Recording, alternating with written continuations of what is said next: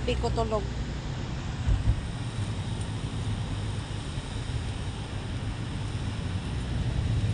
Wala pa tayo sa Bagyo. Bagyo na po ito? Kasi dinadamdam ko yung malamig.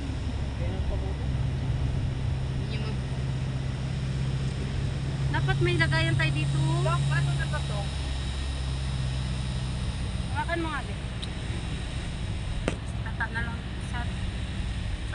Okay ka lang dyan?